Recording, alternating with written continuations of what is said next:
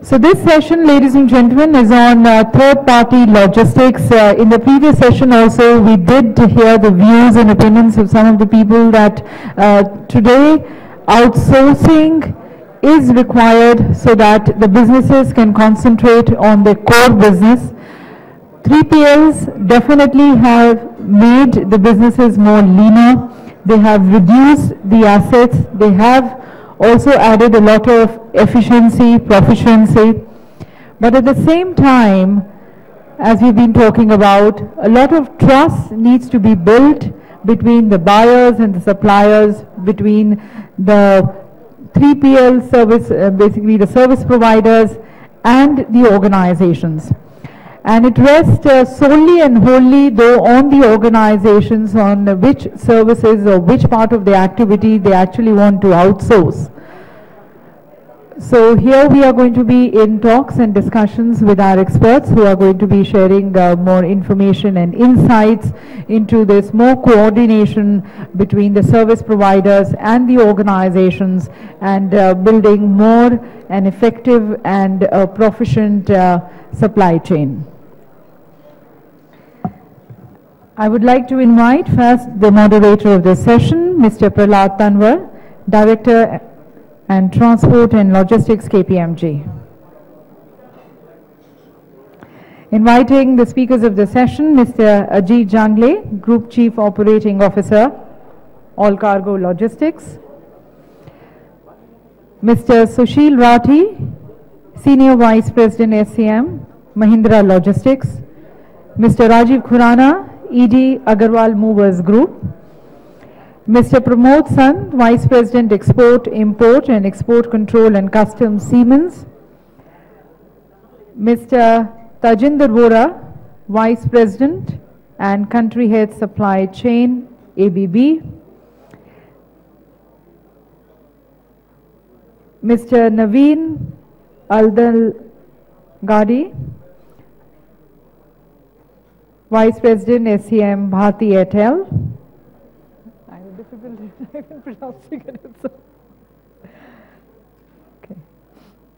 So we have all 1, 2, 3, 6, 7. I missed on one. Who's not coming? Who's not in? Okay.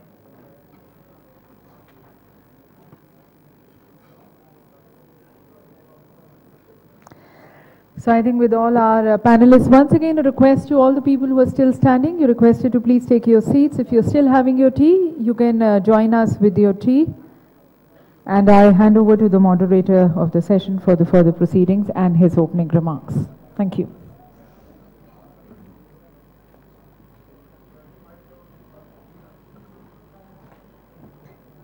Thank you. All right. Ladies and gentlemen, we have an interesting second session.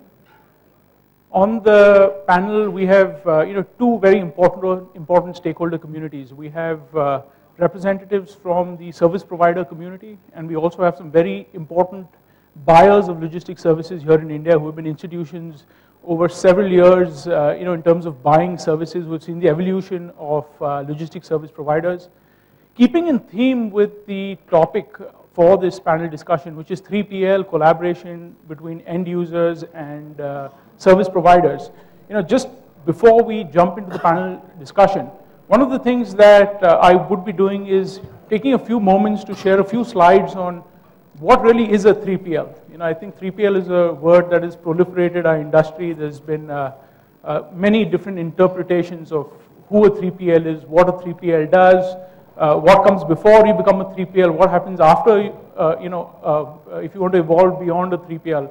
And I think it's very important for us to first have a common understanding of globally what is recognized as a third-party logistics service provider, what their roles are, what they do, what kind of businesses they're involved in, what kind of sectors they focus on. Just kick-starting, a few slides from my end. I think the first important thing is to highlight that logistics in India for the first 10 years of this millennium grew at approximately 10%. And we've seen that over the last 3-4 years, it's continued to grow somewhere between 9 and 10%, which is which is a good sign if they say if your logistics revenue or the size of the logistics sector grows at anywhere between 1.5 to 1.3% of your GDP, it's usually a healthy sign. So today we're currently at approximately $112 billion, which is the estimated revenue or the spend on logistics for India. What's interesting, however, is if you look at how the spend on logistics is distributed across services, and by services essentially mean transportation, value-added services, warehousing, freight forwarding. In India, we have a unique characteristic or a unique situation where 62% of the spend on logistics is actually on transportation. And it is unique because any country which is considered a destination where logistic services are evolved, you'll find that the spend on transportation as a ratio to other segments is usually always below 50%. And you'll find that value-added services, which in the case of India is only 4%, is anywhere in the high teens or early 20%. What that essentially means in India is that we're still very much in the business of moving goods from point A to point B. We're talking about heavy primary transportation. We've seen some evolution of that, but the reality is we are still a country that manufactures or ships in cargo and then it moves to an endpoint and then it completely shatters in terms of the supply chain and how it's distributed. I think there are various reasons for that. It could be lack of organized retail. It could be, given the fact that our consumption and production hubs have largely been institutionalized in certain areas, but we're seeing some changes there as well. Taking it one step further, if you analyze transportation in India, and you see where the money is being spent on transportation, you'll find that roads, almost 60% of the spend of transportation spend is on roads, right? And only 36% is rail, and unfortunately water, coastal shipping is one of the areas where we're it's very negligible. So, these are important characteristics in terms of how logistics in India today is built out, the way it's structured. Now quickly moving forward and coming to the topic in terms of 3PL. What is a 3PL? We've seen a model globally, and this is not unique to India. We've seen that the first stage that a company that buys logistics services, the first service that they buy is transportation, right? So the first thing a company, and we'll talk about this a little later, but Mr. Sant and Co can also share their views in that, is that you'll always outsource your transportation, whether it's domestic transportation, whether it's your overseas shipments. Your next stage really is your value-added services and your warehousing, right? And then you move on or you evolve to a higher level, which is essentially creating integrated contracts which you outsource. And that is really what a 3PL is. So a 3PL, just for our uniform understanding, is a company that is able to service customers with a minimum of 2 elements of logistics. So it's not just transportation, it's not just warehousing, it's not just value-added services, it's at least 2 of them, ideally all 3 of them. And by that definition, 3PL, and of course, as you move in the scale, you'll find that your relationship with your customers get more and more enhanced, your profitability increases, and trying to understand what the 3PL market in India is, I think it's also very important to recognize that globally 3PLs play only in certain industries. And this, you'll see on the right, there are a whole list of companies, so auto components, telecom, FMCG, retail, so on and so forth. Globally, these are the industry sectors that 3PL companies focus on. In India, based on a recent study we did, the total logistics spend of these sectors is approximately $8 billion, or specifically 7.7 billion US dollars. The share of outsourced logistics, which these companies outsource, is almost 90% at $6.8 billion. But what's unique about the $6.8, which is the second part of this inverted triangle, is essentially we find in India all these sectors, auto components, telecom, apparel, retail, they still do piecemeal outsourcing, which means that they will outsource transportation to one stakeholder, they'll outsource storage to another service provider, and as you move across the country, they'll be handing out multiple contracts, and you'll find the phenomenon of bundle contracts is still relatively small, and the number that we're putting on it for our discussion this morning is approximately $1.6 billion, is the total size of the 3PL market in India today, right? And it may seem like a small number. To be fair, we have contracts in the US, individual contracts which sometimes are as close to $1 billion. But I think what's important is the pace of growth of the 3PL market here in India. We're saying that the logistics activities, going back to the top of that triangle, is growing at approximately 12%. We're saying that the share of outsourcing is growing at 14%. But the 3PL, which is essentially companies saying that, okay, now my business has become way too complex for me to manage the logistics or to deal with multiple service providers. I need to start bundling my contracts and outsourcing that. We're seeing that that is growing rapidly, and that's growing at approximately 30%. So the current ratio of the share of 3PL as compared to outsourced logistics is 23%. And very interesting, if you see again the way it's structured, it's still largely transportation. So even within a 3PL contract, which involves both, or rather all three, transportation, warehousing, and value-added services, you'll find that transportation is still approximately 65%, right? Which is in line with other parts of the world as well. In terms of how it's evolving in 2010, the ratio of 3PL contracts versus total outsourced logistics was approximately 16%. Today, I mentioned in the previous slide, it's at 23%, or at least in 2013. By 2015, given that it's growing at 30% rate versus a 14% rate of outsourced logistics, we're looking at approximately 26% of the total outsourced market going to 3PL service providers. In terms of the market structure, and I think this is where it gets interesting. If you look at the total service provider market, the trucking community, or the plain vanilla truckers, the storage service providers, and the integrated 3PLs, we find that in terms of the first triangle, in terms of sheer numbers, 90% of the market is made up of truckers. So stakeholders who offer pure trucking services, either point-to-point or maybe even LCL or FTL. 9% is storage providers, and only 1% are 3PL. So we're essentially going out and saying that there are only about 20-25 3PL players in India today. That's the reality. Not because we think, because these are the only companies that are able to offer integrated solutions to clients, are able to execute them year on year sustainably. However, if you relate that 1%, we're saying that in terms of the revenue share that the 3PLs of these top 20-25 stakeholders are able to garner, we're saying it's as high as 23%.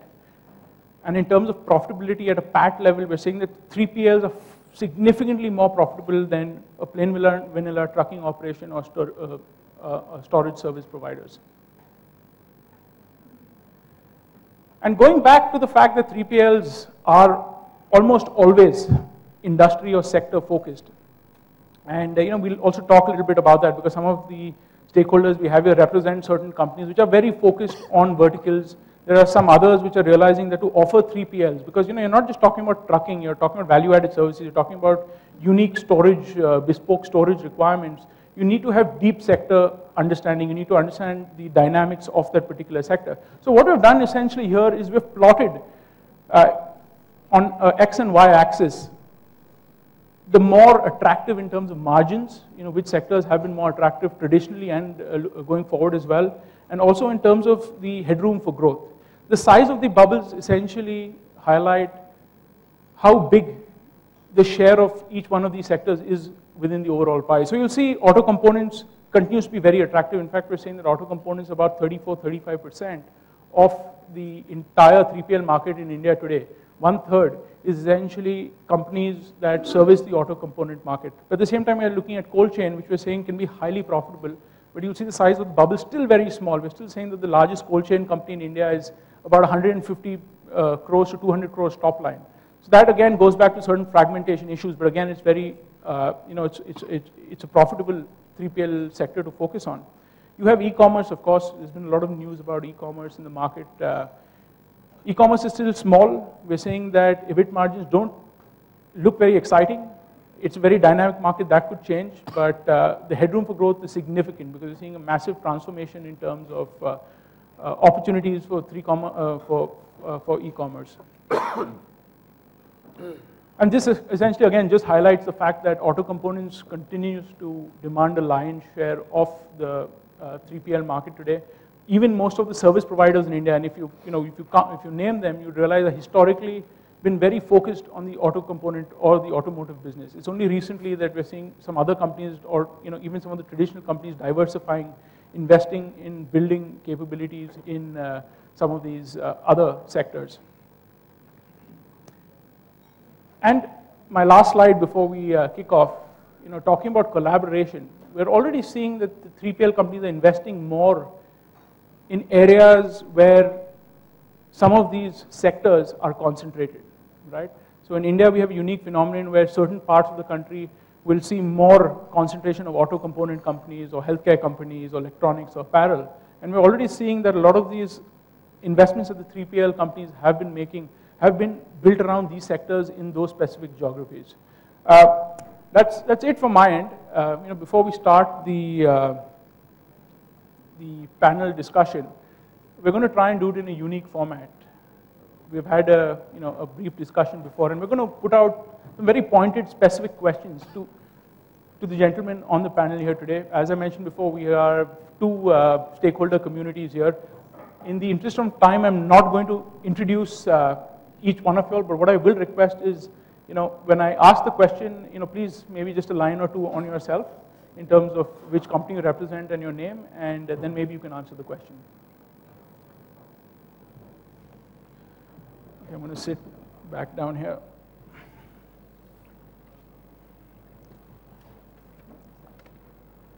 So I think we're first going to focus on the evolution of the 3PL community here in India. You just mentioned that it's still a sector which is very nascent. We're still seeing movement of traditional trucking service providers or warehousing companies that are today aspiring to become 3PL players. We're also seeing a unique phenomenon where in the past, various companies, specifically in the automotive or retail segments, have realized that they haven't had logistics services that can keep pace with their manufacturing excellence, and they've gone ahead and created in-house capabilities. I think Mahindra Logistics is one great example, TVS Logistics, and several other companies are examples of this. But today, these companies have realized that they've built a unique capability, unique skills, which is lacking overall in the country, and they're able to leverage that to address the requirements of other sectors. So, keeping evolution as a core theme, I'm going to start with a question to the end users, and maybe I can start with you, Sushil. Two questions for you. One is, sorry, my mistake. So let me start with the end users first. So the first question, Mr. Sant, to you. One is the growing requirement to outsource to integrated logistics service providers. As an end user, traditionally, we're assuming that you have given out piecemeal contracts. How has that changed over a period of time? How are 3PLs becoming more important? And what are the gaps and concerns that you have as a buyer of logistics services in terms of rapidly outsourcing to an individual 3PL service providers in the market? Yeah, thank you. So when you look at end user, and when we see the statistics, the 3PL is still a new phenomena, and most of the people are still really using end-to-end contracts or individual contract with warehouse. So what happened is that why people were doing that? Because first the end user was feeling risk that, okay, will I realize the savings? Or a 3PL, which is a medium party, which will be doing subcontract with others, whether they will take more savings and I will not get a saving. This was one of the fear. Second is that always the end user feels that they have more knowledge, expertise about their business. They get worried that whether my customer will really be served or not. So these were the few concerns, and there is already an infrastructure which was built in that organization to take care of the logistics. So most of the end user took a real long time and to move to 3PL. But what had changed, that if you look at meanwhile the 3PL have concentrated on some of the end users and made some success stories, which have really made that, okay, there is a success stories happening and end users are getting a benefits. So end users started moving towards 3PL. And what kind of this improvements? Number one is definitely cost reduction. The cost reduction in terms of operating costs has started coming. Cost reduction in terms of logistic assets is found, then you found that you are able to reduce the cycle time. Secondly, the customers, when the end user go to the customers and ask their feedback, okay, when we have this 3PL, what is happening? Then the customers of end user have also started giving positive feedback, and service levels were started to be getting maintained. And all this has resulted that more and more people started coming to the 3PL. Another thing you will find that now in today's situation, you need to reach more people, more products at different parts of the India. And there we found, end user found that yes, we could reach a new market much easier. If the 3PL is already knowing that market, then why to invest into that, to finding out how it is? Take that points from them and try to introduce the new products faster and to the market easily. Another situation happened is that presently when there was a little economic crisis or merging, you need to renegotiate the contracts. So if you are having 50 trucking company and 10 warehouse companies and you start negotiating, you take a very long time. Then you found if you have 3PL, then if you need to have better contract and do it together, it's much faster to do this renegotiation through 3PL. And over a period of time, each business has gone through so much pressure that if they want to restructure how their supply chain is running, then the 3PL has shown them some way. 3PL has shown some innovative ways to reduce the cost or new areas which was really end users found very important. And this has really helped the growth of the 3PL. Coming back to challenges, yes, there are a lot more challenges than success. Most important thing is that there is a gap in IT capabilities. What really the end user expect from the IT company, from an IT solution which is 3PL is having, it is not meeting the requirement. The 3PL find that, okay, you use my system, integration of system with ERP, there are legacy systems, there are silos working, and in that, how to merge this IT technology is a challenge. This challenge, I don't say that it is only from 3PL, it is from both sides. As an end user, he is looking still from 3PL what he can get maximum free. And the 3PL has to see what they can provide as a free. And in that, who will do the IT investment is one which is a major gap, which can be getting resolved with partnership or long association. Second thing is that truly professional people available or a market expertise is still lacking.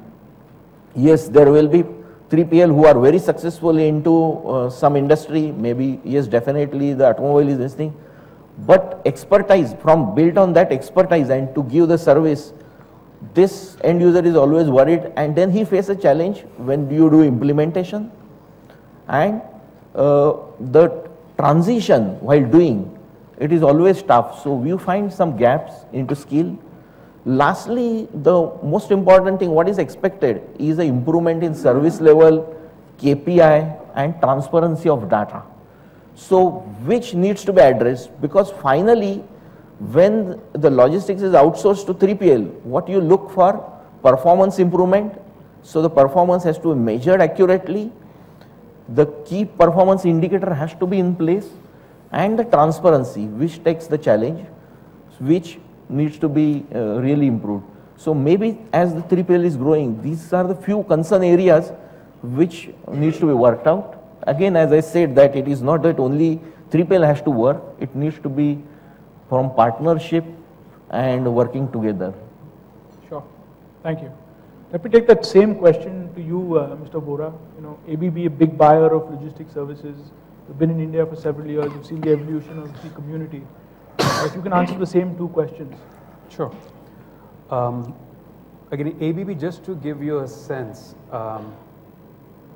we currently, worldwide, we are about 40 billion, and in India, we are close to 8,000 crores in revenue, with about 1,000 crores going as exports. We do 27,000 air shipments every 90 days worldwide, out of which 3,000 are happening just in India. So 3,000 air shipments, 2,000 trucks every quarter. We place 40,000 POs just in India every quarter. Our products range from 10 grams to 120 tons which we ship around. So the first piece that we are looking for from a 3PL is to cover this entire range. Today we have a highly fragmented supply base, so we are trying to consolidate. We want a 3PL who can do it all. Now the interesting thing in the last 6 to 9 months, we have started to see at least couple who are at a point whom we have started to engage to look at this piece. Now the other piece is we are spending literally hundreds of crores only in transportation and packaging every year. It's a significant cost. So what we are looking for from a 3PL is a true cost reduction. If I look back last 8 to 10 years, our interaction with service provider in shipment and packaging is very transactional. It's rate based. We are looking for, and we are actually coming close to, at least with 1 or 2 3PL, who are willing to commit to us cost reduction.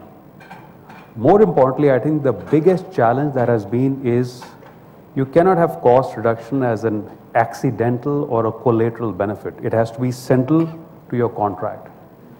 And that's another challenge I've seen in the last few years is the service providers do not have, including end users, the ability to construct contracts which can capture this gain share.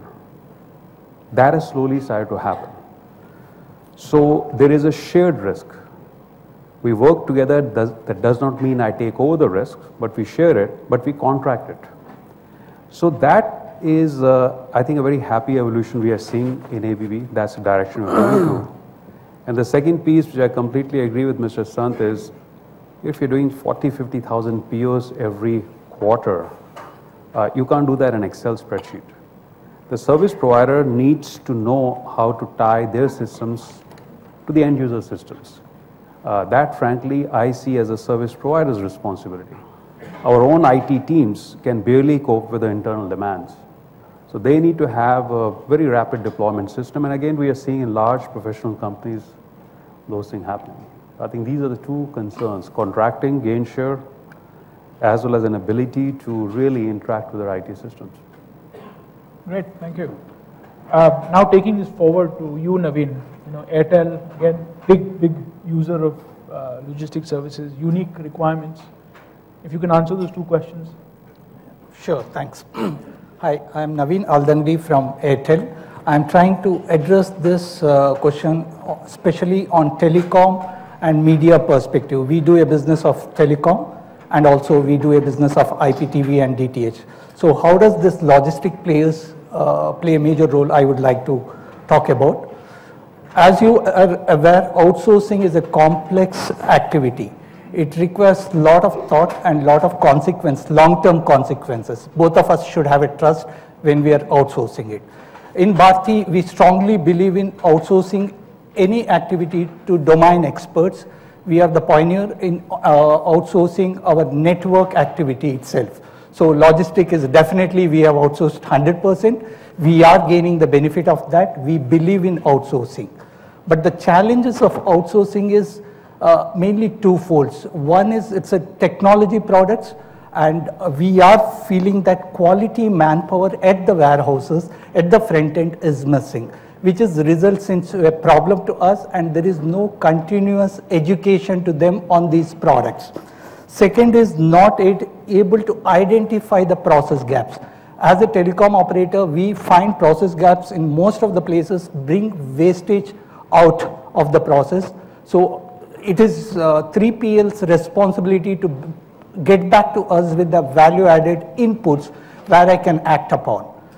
Third is I'm not finding too much of interest in taking value added logistics, which is unique to telecom. Maybe a reverse logistic kitting, all these activities is not integrated as of now as we speak. We are trying to do it. These are the major challenges we are facing in telecom as of now. Okay.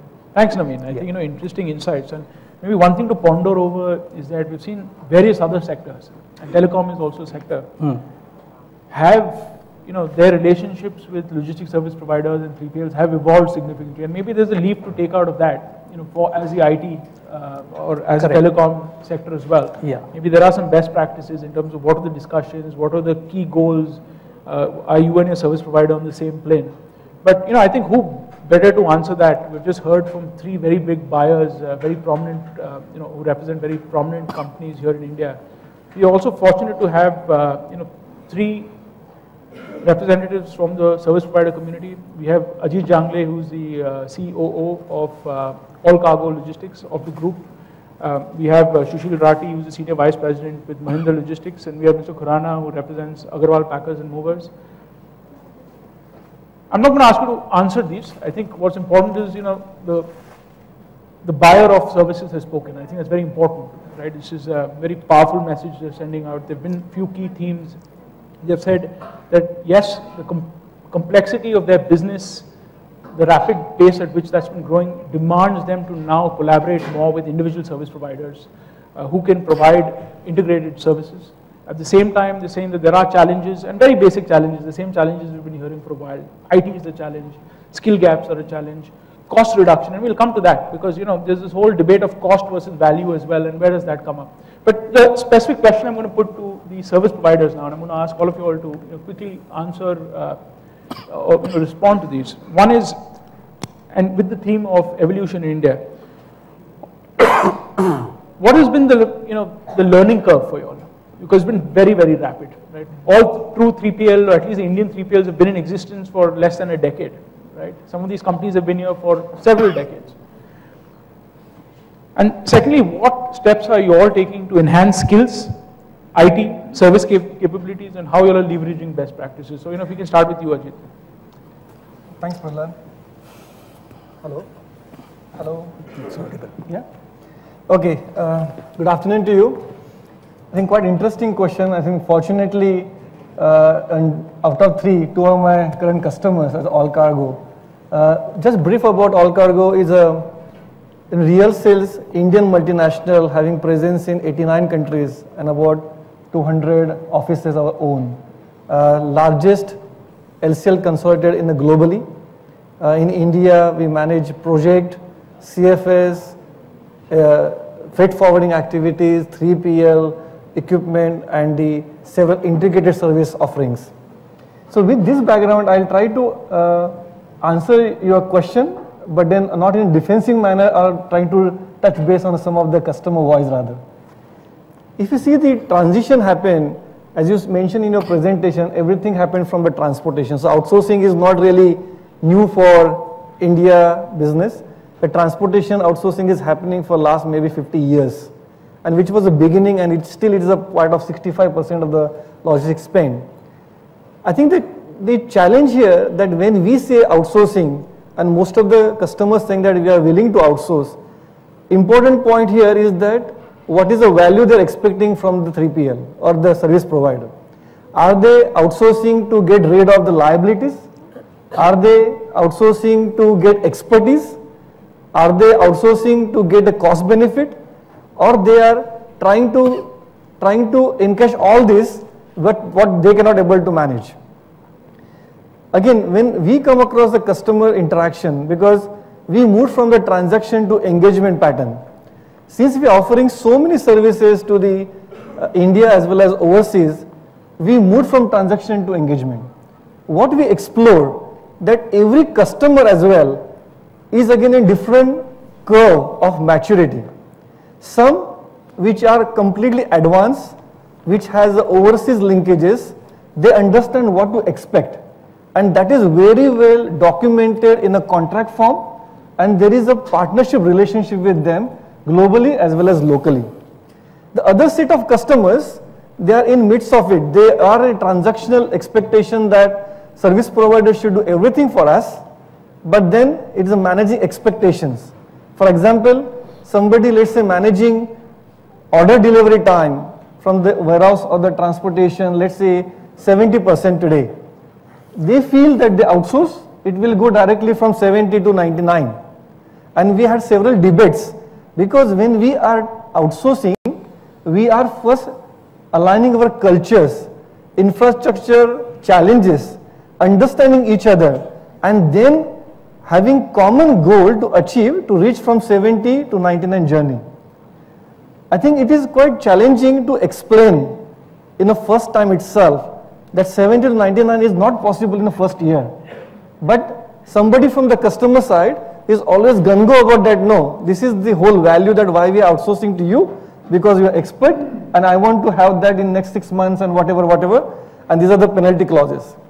I think the challenge which we are facing today, and of course these are the growing pains, so nothing wrong about it.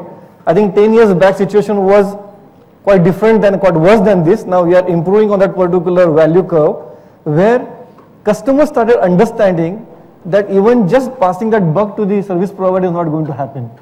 So there's a lot of hand holding is happening. In Allcargo, we have a specific experts who deal with the customers and trying to understand the as-is process and develop a to-be process. When we develop to-be process, we engage all the experts from the customer sides as well as from our side to create a common solution. And we create a very definite project plan that how exactly we can move there. Now this particular evaluation we have done in Allcargo because we started as a transportation, then moved to CFS, then moved to freight forwarding and 3PL. So that particular transition happened within our organization in align with the customer expectations. So we are completely in line with that. When we reach to that particular understanding that what we are expecting from each other, of course cost is a very critical for the customer as well as for us, because it has to be a win-win situation. Sometimes we face a challenge when we draft a contract, and sometimes these contracts are become a showstopper because there are a lot of liability, and we need to see from the service provider perspective what are the rewards and what are the risks in that particular contract. Coming back to IT, now I think most of the integrators, because we offer integrated services and they have their own IT platforms. The challenge which I face today about the integration of high-tech IT platform of the service provider with the high-tech IT platform of the customer. Still I find that there is a challenge in the mind of the customer about that have integration. Now although I understand your requirement of the integration, but we have few customers and they are completely seamlessly integrated with us overseas in the developed countries. But the same customers when come to India, they have a few apprehensions and they must be right in their own views that they must be possibly going that the fear mode to the trust mode over the period of time. And again, if as a service provider I expect that today, I think it's too much expectation. But then what we do, that we share those success story of what we are doing with you in other countries, and we can have a confidentiality agreement so that at least we can move on that curve. But I think IT, so far service provider is only focused only how we can optimize our supply chain process internally.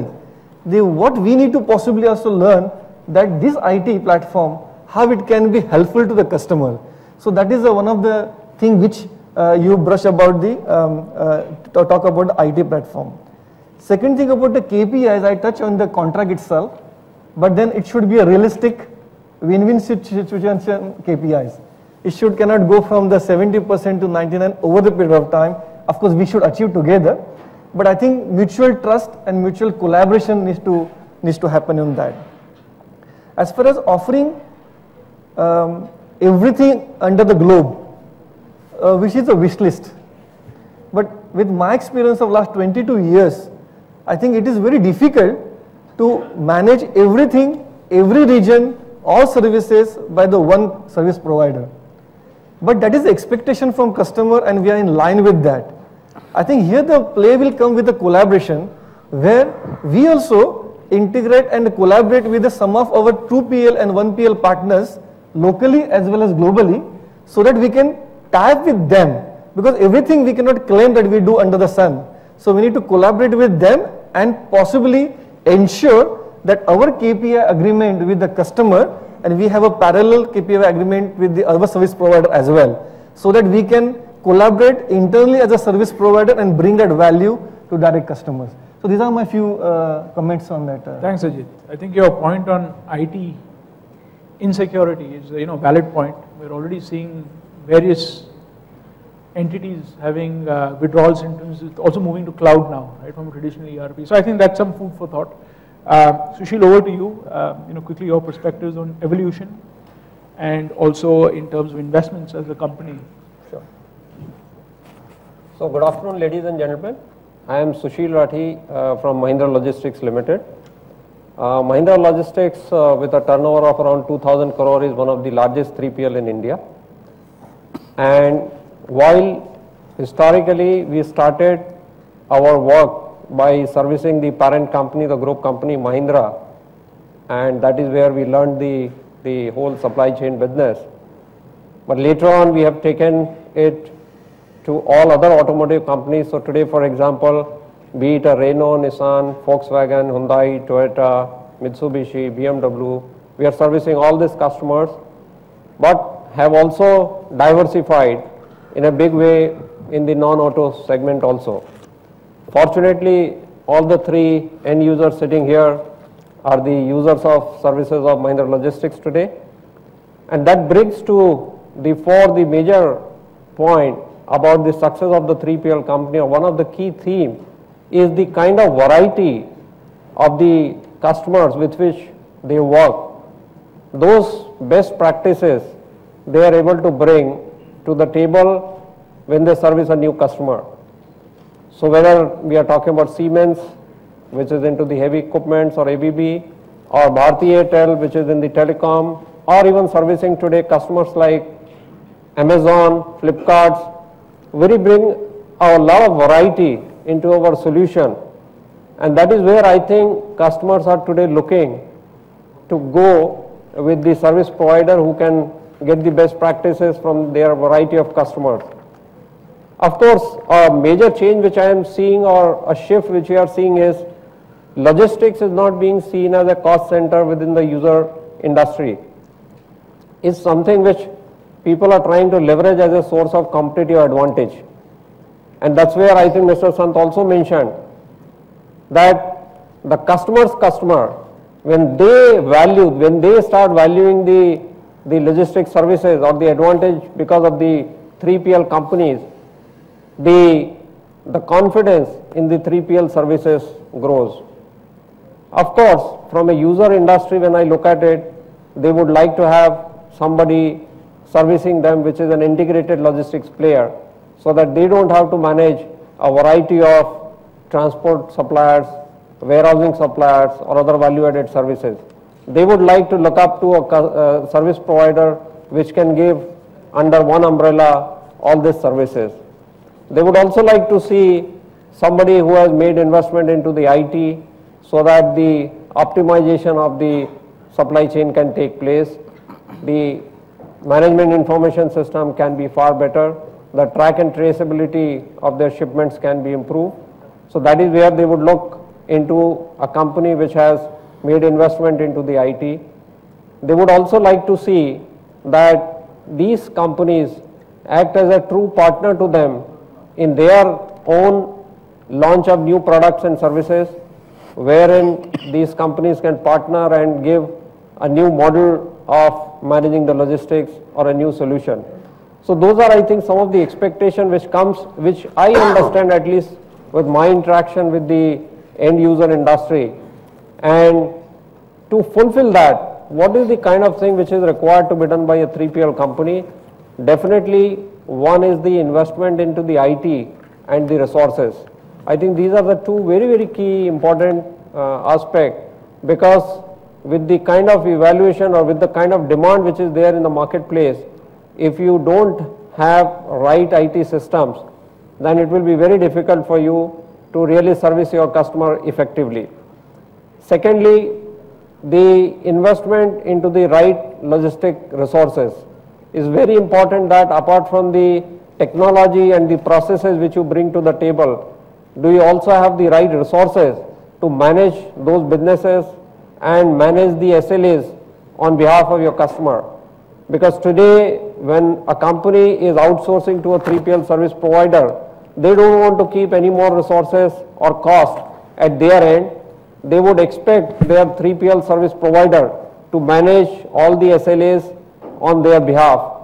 And that is where it is very important that we put the right resources and right technology to the work.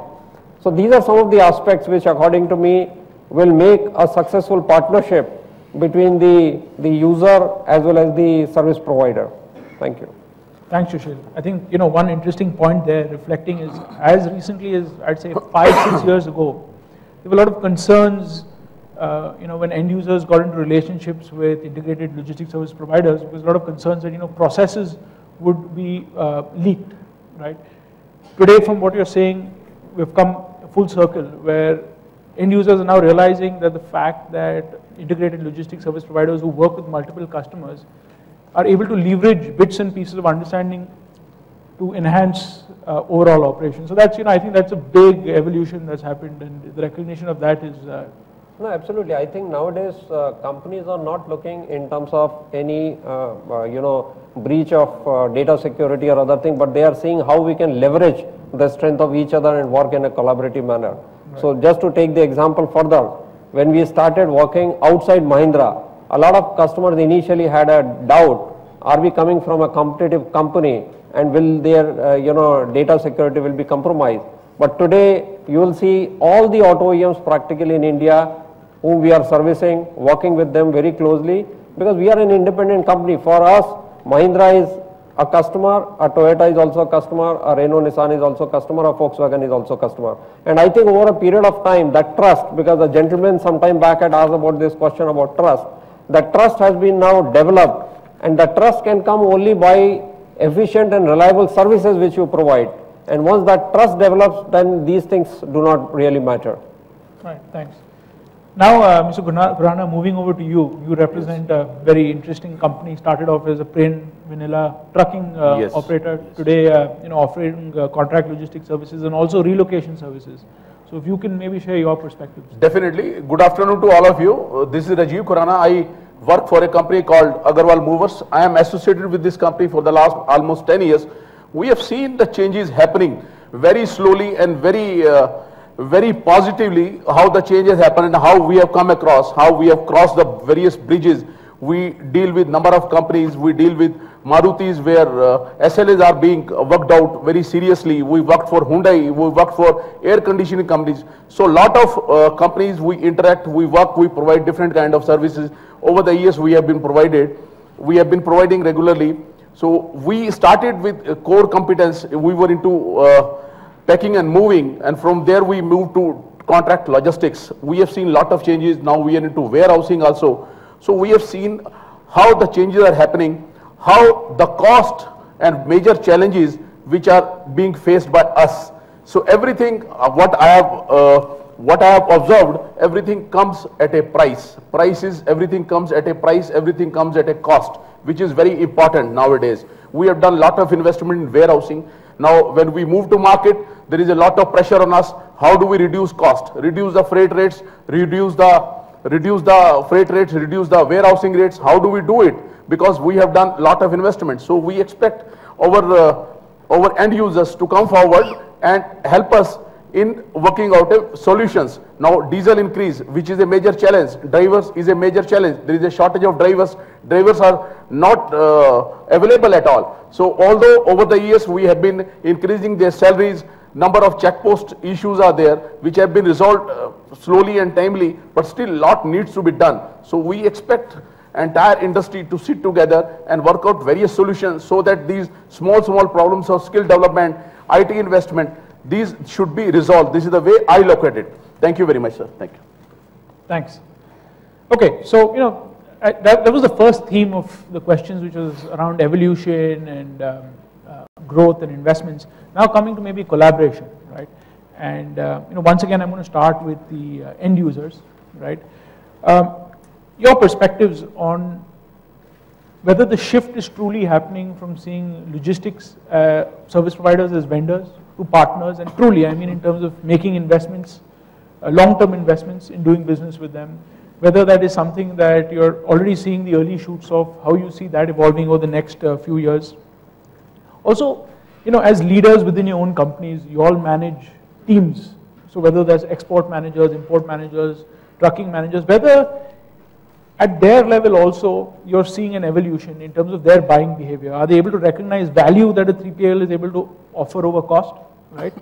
Is your view, or your progressive view, filtering down across your organization? Because at the end of the day, I think service providers will end up dealing with these operators within your company, not necessarily with you.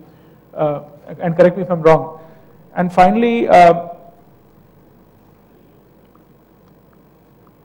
let's leave it at those two. I think those are fairly loaded. So, Mr. Vohra, if we can start with you. So I think your first question, is the shift happening? The answer is yes. Is it happening across? No. In fact, interestingly, there's polarization.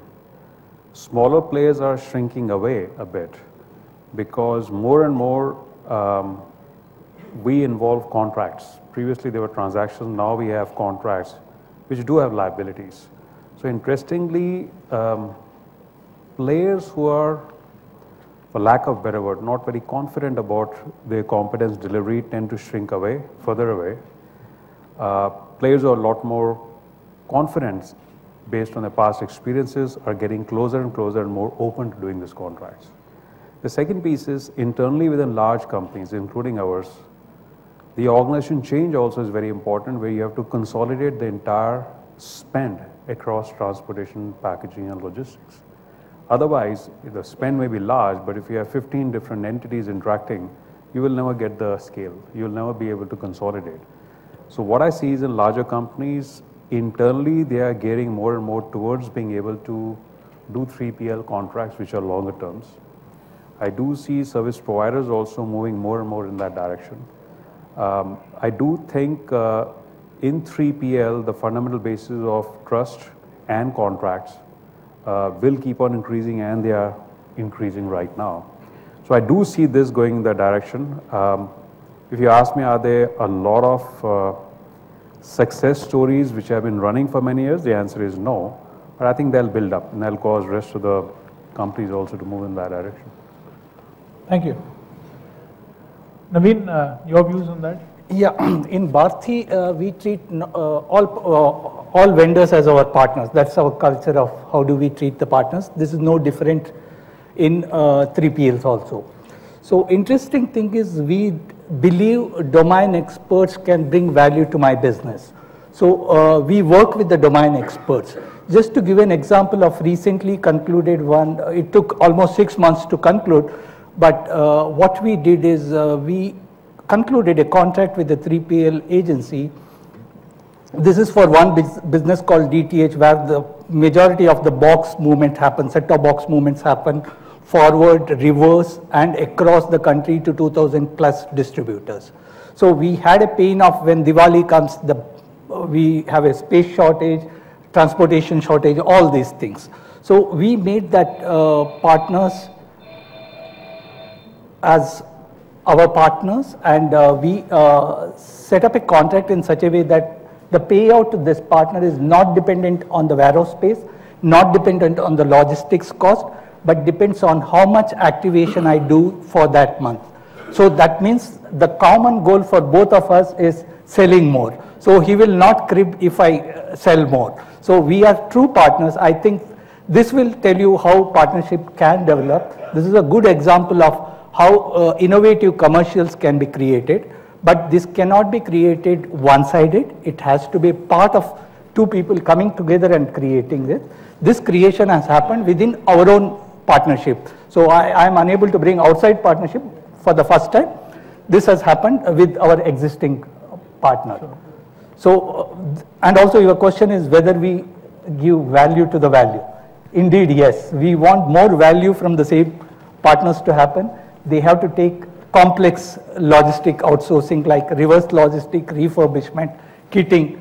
This has to go into existing partners. That's my thoughts. Okay, thank you. And by long-term relationships, I'm also talking about things like committing to longer-term contracts, not renegotiating contracts. I mean, those are the hard things, those are the realities. Mr. Sant, to you, you're a massive buyer of some of these services. Is it really happening from vendors to partners, again keeping in mind how fast cycles happen in terms of renegotiating contracts with service providers, and whether value over cost trickle downs further within your organization? So when we talk about collaboration, I will touch collaboration is how I will give example. But before that, I just wanted to take points which you mentioned about drivers. See, what happens is that it is not only the responsibility of service provider to give a better life to the service provider's employees. When we go to sites, what we have done, that these drivers, we have made a training room to them. So any truck coming into Siemens site, the driver is taken to that room, he is put on computer. You can imagine, he goes on computer, it is strictly written into various languages, instructions. Then he goes that, okay, in site how he can go, which road he can take, where he can stop, what are the signals. All this is on computer. So he goes through that, he has to give some answers. There is a person who guides them. Then he knows how to behave. So each customer or end user takes some responsibility.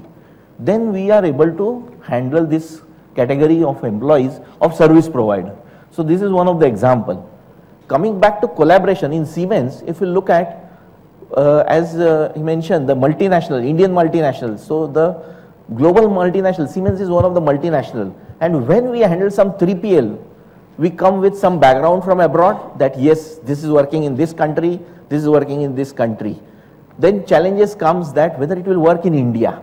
So as you mentioned, the data sharing in other countries is much easier and people are able to do. So when it comes to India, why people are not ready to share the data?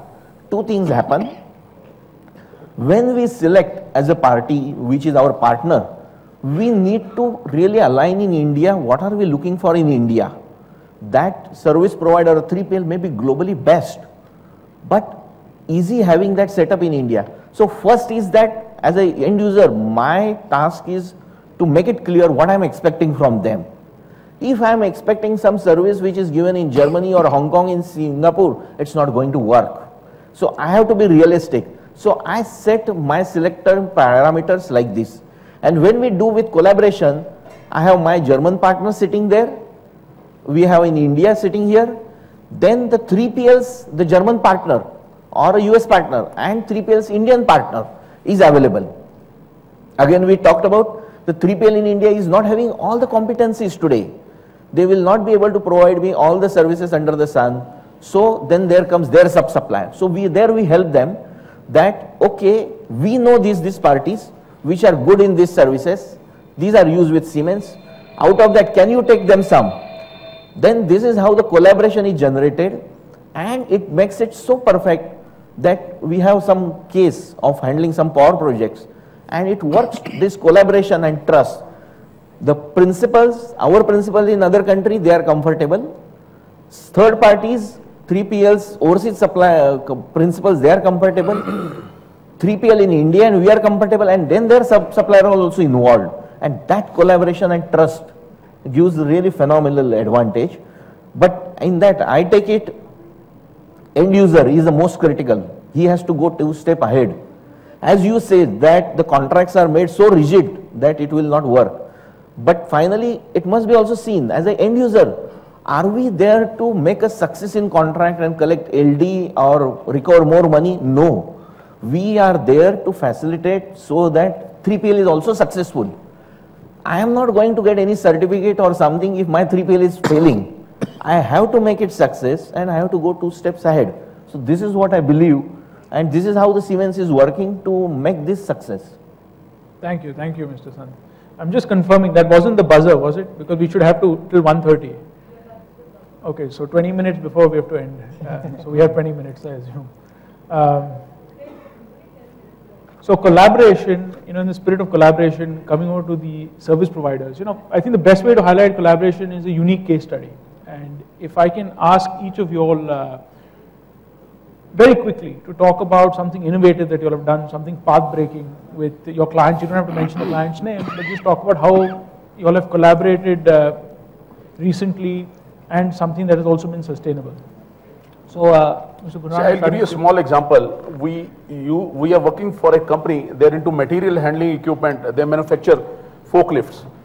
So we are providing them services. They were having various problems related to damages. How we control damages? It's a two-way traffic. You take care of my problems, I take care of your problems.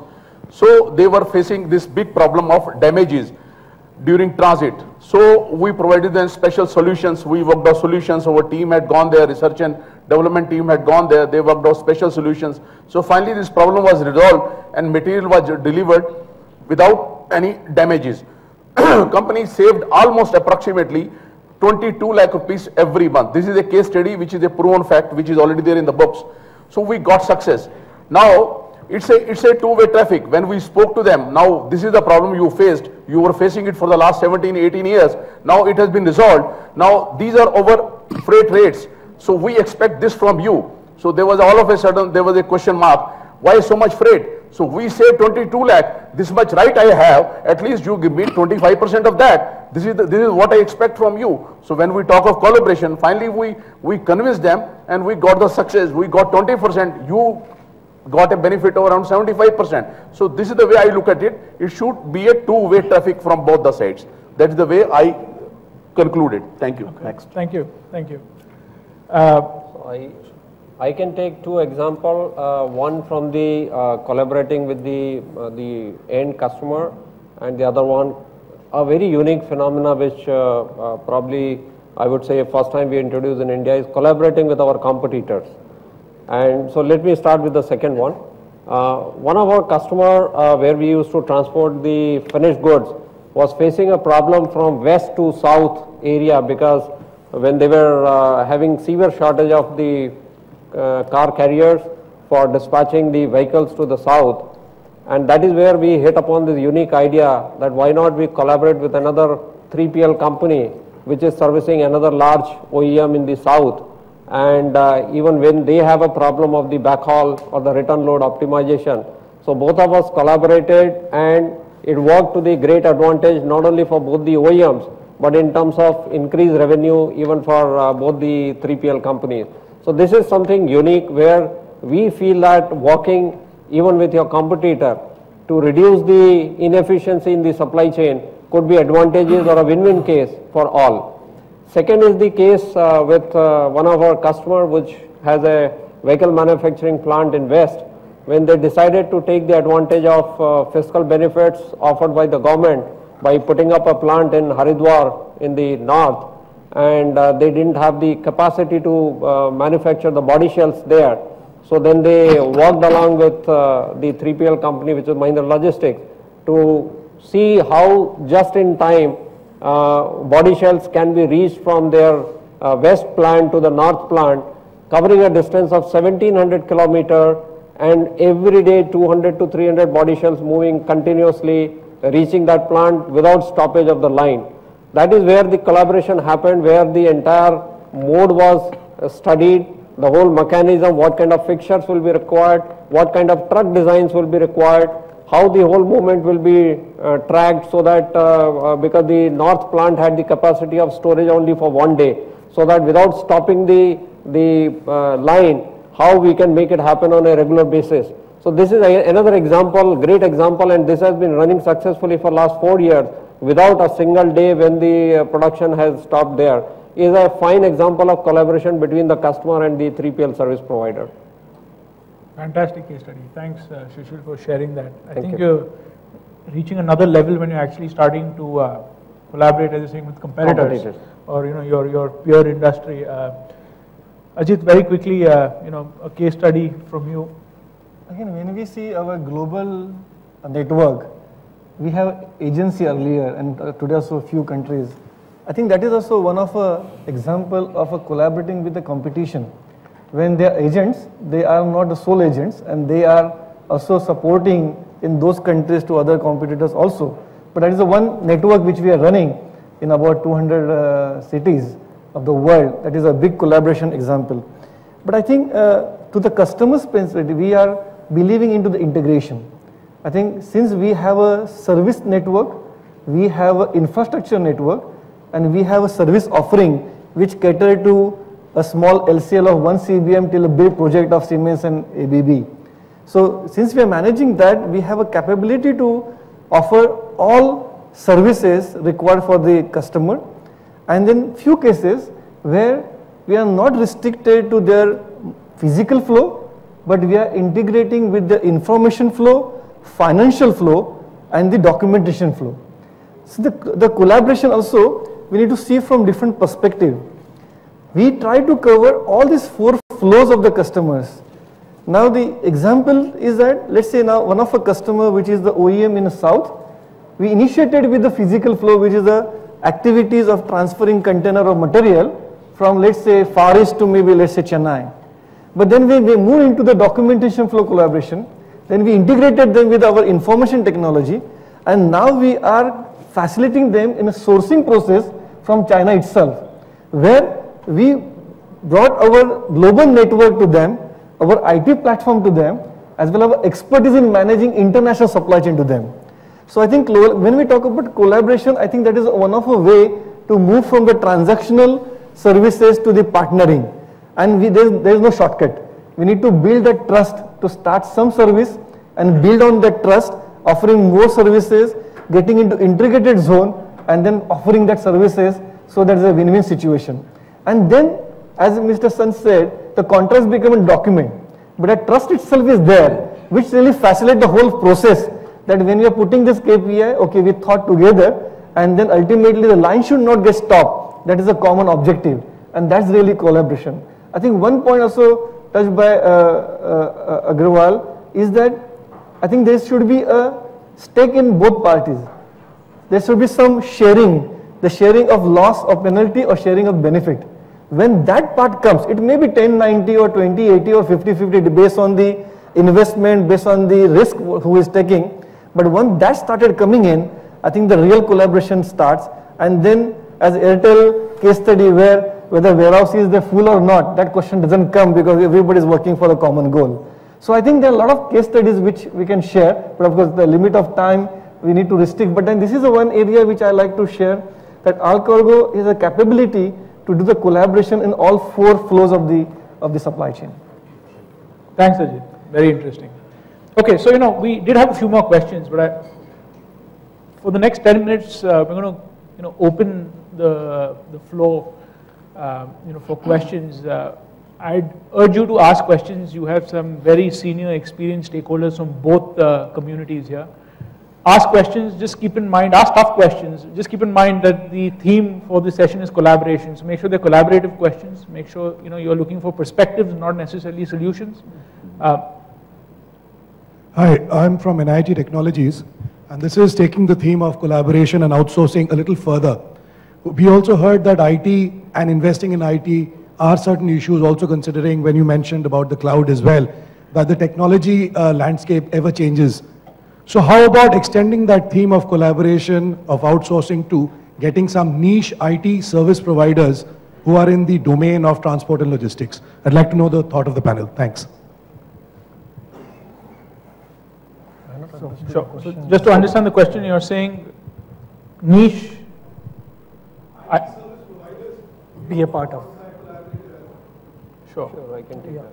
So, I think just to answer your questions, yes, indeed, we have IT partners playing a major role in our outsourcing activity. So, we are using IT services, which is specific to Airtel.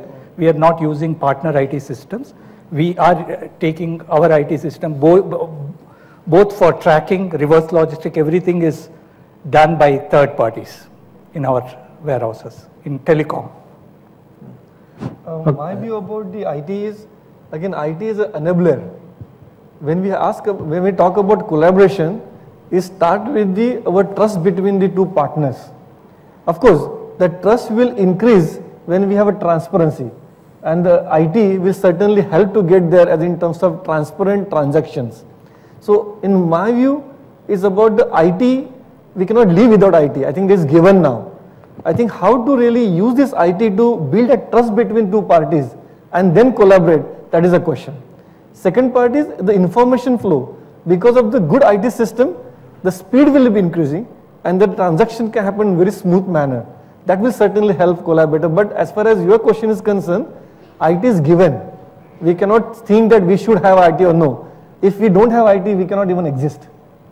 Yeah, right, I agree. Just clarify 1 second. The question was basically that if 3PL company focuses on its core business, the end user focuses on their core include an IT service provider to give you that capability, enable you to bring that transparency and bring that efficiency in it? That was the question. Yeah, I think, sorry, let me just inject over there. See, now both, I think in India, both as a service provider as well as end user are gone to that particular maturity curve of having the right IT system. Now, we both may not have a same IT system, but there's a lot of integration can happen within the IT system. So it is a part of integration, and again that topic we discussed maybe a few minutes before, where it is about a trust whether we can able to integrate with the customer system. So that we covered in earlier few minutes. I just wanted to add into your this thing. It is example. Say for example, for our import-export system, in imports we have close to around 40,000 air shipment, and we need that to be handled in specific way. So when we have a third party, we come out with our IT requirements, and there is external IT company which we found that he could help us. Then we make a collaboration, that IT party, Siemens and my custom brokers or 3PL who are handling warehouses, we make that software, and then we make that, okay, I have across India 4 custom brokers, they should take it. My warehouse service provider in Bhiwandi will also use that, and we try to do that. But again, it requires a lot of understanding, because otherwise it happens that we become into hands of again IT company. If we have to change anything, then it becomes difficult. But we have some success stories where we could make that IT system for everybody together, which is specific to our need. It is possible. Thanks. In fact, I'd go as far as saying is that there's no dearth of niche IT service providers for the logistics sector. In fact, there are multiple service providers for modules. So whether it's a WMS, a TMS, visibility, invoicing. I think the issue with IT is because the pace of change of IT, it's more the buying behavior, both from the service providers and the end users, right? They can't keep rehauling their systems. I think there's a certain apprehension, right? Any more questions? Hi, my name is Pawan Misra. I am from Siemens Limited. My question is towards all the service provider, Mr. Agarwal and Mahindra Logistics and All Cargo.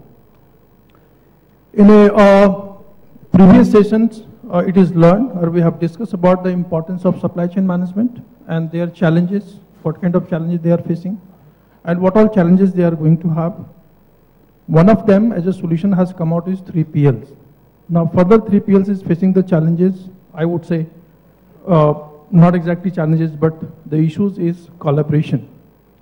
We have also discussed about how trust is important to build that collaboration. So my question is related with the trust. That as a service provider, what all initiative you people have taken to build a trust on which this collaborations bridge can be established? Thank you. There is a very simple answer to this. We would like to be very, very transparent with all of our customers. Transparency is one which you can build trust for a longer term period. You have to be very, very transparent with your client, with your customer. Whatever the position of the vehicle is there, where the material is lying, should tell him the truth. This is the position. It is held up at checkpost, it is held up at various places, it is in the godown. You have to be very, very transparent on which the trust is being built up. That is the reason today we have reached at a level where we handle almost around 174 corporate customers on a basis. Some of the cases our performance has touched even crossed 99%. These are the true facts. I can prove with facts and figures. Thank you very much. Over to Mr. Rathi, please. Okay. So just to add, I mean, for the transparency is one. I think the moment partnership between the user and the 3PL is based on the risk and reward sharing, then I think automatically the trust develops.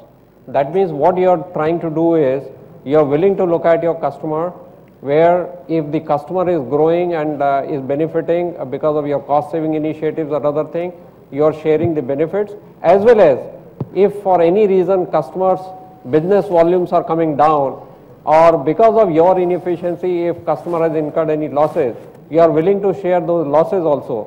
That brings a lot of comfort to the customers, and that is where the trust develops. The second area which is very important and probably was not touched till now is the compliance issue. I think the governance and compliance issue is very, very critical, and any 3PL company, unless they can prove that they are fully compliant with all the regulations and other things, be it a minimum wages, be it in transportation area, be it any other services which they are providing, that will give a lot of comfort and trust to their customers. So I think these are the two other things, dimensions, which are very important in terms of building the trust.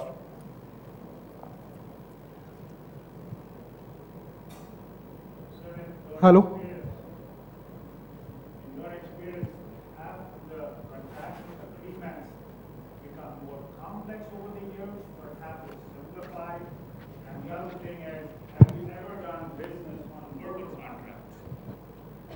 Because I hear a lot about trust, so I want to know, in your experience, you've got numerous years of experience, have the contractual agreements become more complex, or have they simplified, and have you done business on just verbal agreements? So let me tell you, the contracts nowadays, I would say, are more evolved. They are now all encompassing in terms of, they are not trying to keep anything as loose, which was the problem in the earlier time when the interpretation of the contract could have been in any terms. Today they are more focused, more clearer in terms of the terms of engagements and other things, more clearer in terms of the risk and reward, more clearer in terms of the SLAs and other things. So I would say it has evolved. Now whether it is complex or not, according to me, is always complex when the two legal people are looking at the contract.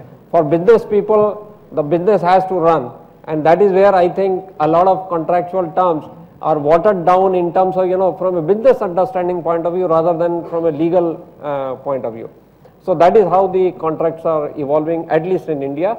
To your second question, whether we work on the verbal this thing or not, absolutely no. That's part of the governance model, and we always work with a proper contract. Yes, there may be sometime delay in terms of closing of the contract, and work may start on the LOI, but LOI at least encompasses all the major terms of the business, and then the contract sometime may get concluded maybe 1 month after that and other thing. But I think even as a user company, maybe these people will confirm that today no company is willing to work on a verbal instruction because of the corporate governance norms. And secondly, our IT system also will not allow, because generation of vendor since code we are now unable, it's completely compliance driven organizations, our IT systems are processed such a way that without contract we cannot move ahead. So that becomes that answers your question. Yeah. Coming back to complexity, again, as Mr. Rathi mentioned, that this particular process is getting evolved, but the complexity of the contract is based on the complexity of the scope itself. If the scope is going to be very complex, where a lot of investments are required, a lot of risk and reward mechanism needs to be established, of course, of course not all, but some contracts goes a bit complex as well, but that is very beneficial for both parties. So both parties agrees and then move ahead instead of having simple contract for the complex solution, and then maybe after 2 or 3 we go into the difficult situation. So it is not about complexity, it's about the different of the what service requirement is about. Yeah. What you say is very right. As we mentioned, at the selection level of 3PL process also, most of the things are made in such a detailed way in RFQ that the things are clear. I will tell that, okay, complex contracts are becoming very detailed, but in detail, the way which how to solve the complex issues.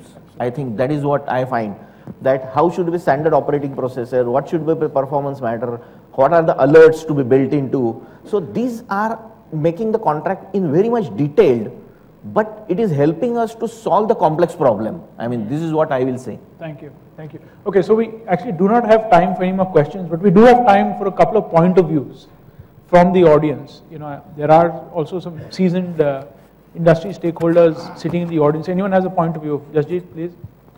Hello. Yeah, this is Nilesh, looking after the global logistic and data card.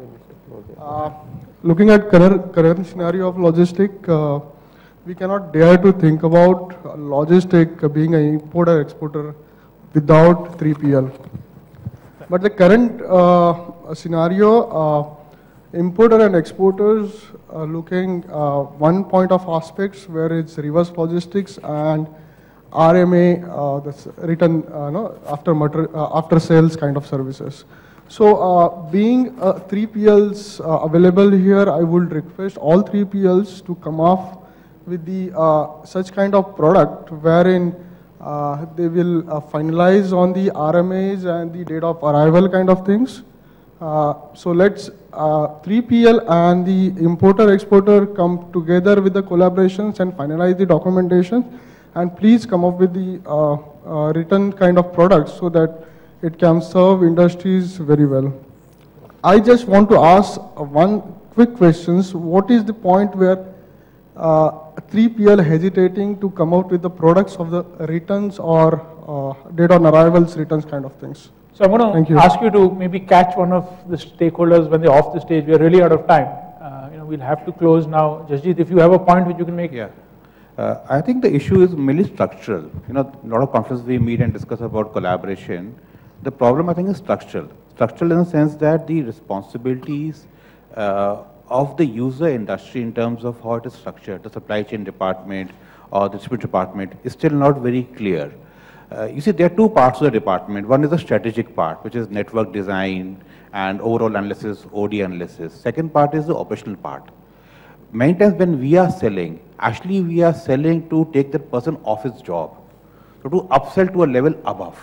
Still, the structure of most organizations is that they are geared to handle transporters because they don't want to give them any part of the brain, just the arms. You execute this full load from A to B. You do this warehousing as per this process. Now, in today's context of collaboration, that can only happen if you allow your partner to also use his brains. That doesn't happen. If you look at from the side of the service providers, they have matured over time to have something called key account managers, from a branch manager to a key account manager. They have a vast repertoire of in-selling happening inside. But the same thing is not replicated towards many of the user industries. Having said that, the role and responsibilities probably are more clear-cut in MNCs, where these structures are there across. In Indian companies, with what we face as a problem, the person defines the job. His job responsibilities are not very clear. Depending on how much initiative he has, he decides of what is the arena he wants to play in. So I would say it's more a structural problem than actually anything else. Thanks, Jasjit. So you had the last word. Thank you. I'm just going to quickly thank the panelists and we're done. Okay. Thank you. Thank you. Thank you.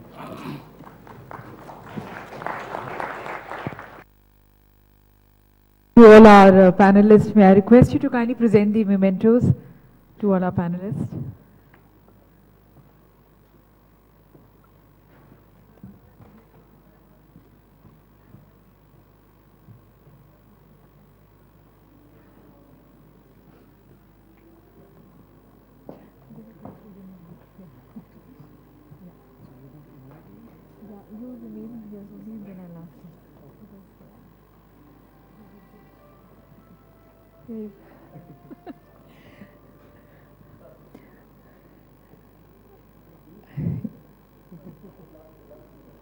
Thanking all our panelists here, thanking for sharing their perspective, thanking Ajit Jangle, Sushil Rathi, Rajiv Khurana, Pramod Sant, Tajinder Vora. Our thanks to Mr. Naveen.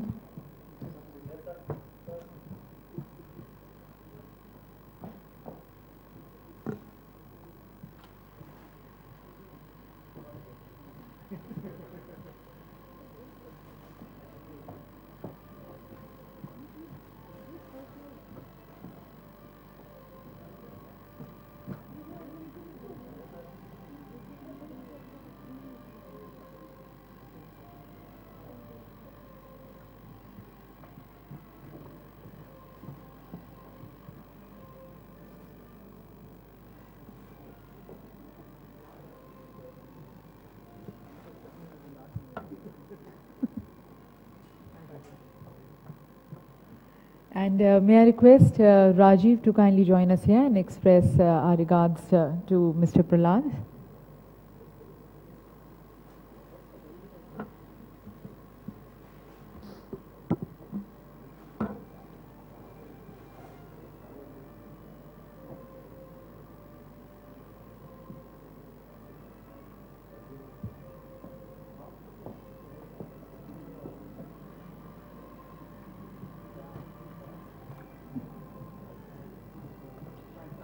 And may I request Ajit Jangle also to kindly join in presenting this memento. Okay.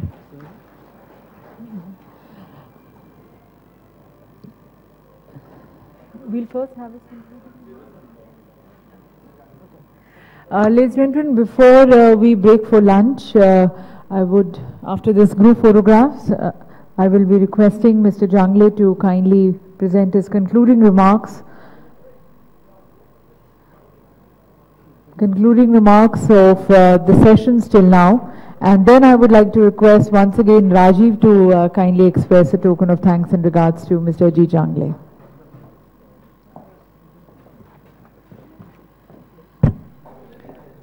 Thank you for this opportunity. I know I'm standing between you and lunch, so I'm not going to take more than 5 minutes, which are scheduled as per today's day. But I think we have two interesting panel discussions. One was about sharing few thoughts what is going to happen for next 5 years. And just we had a panel discussion between the end user, which are my customers, and the service provider. Quite interesting, and of course we will continue this over the lunchtime as well.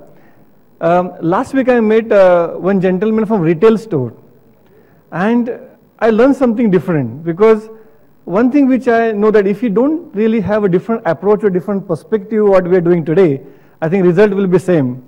And that thing which I like to share with the whole audience, because supply chain I don't want to talk because everybody is expert here, but he shared with me about the customer expectation management. Now so far I heard of the customer relationship management and all these things which you already know, and he's coming from retail, and he was sharing exactly how you can deal with the customer and managing expectations. He gave me a lot of examples. Exactly which restaurants you go every day, every time, which retail store you go every time, and why you go. And there is something specific is there which you feel very comfortable dealing with that store or that person or that particular service provider. Now when we are talking about the evaluation of 3PL services in India, last 20 years we have seen that okay, we are improving, we are growing, and we are really going into sophistication in this decade. But then are we really customer inclined in true sense? What is currently happening with the retail industry today, whether we can possibly think of adopting those, maybe some of the thought processes, how retailers are dealing with us as a customer, how we can possibly take those inputs and learning for dealing with our customers in the logistics segment.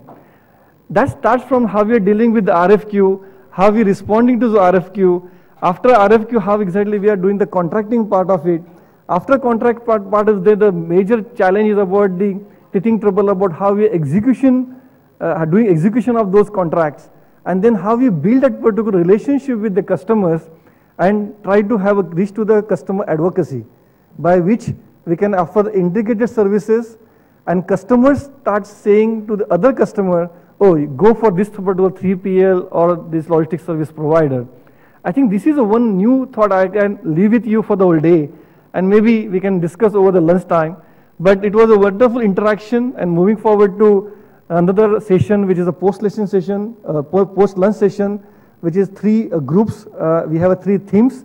I think we will have a wonderful time. Have a good day. Thank you.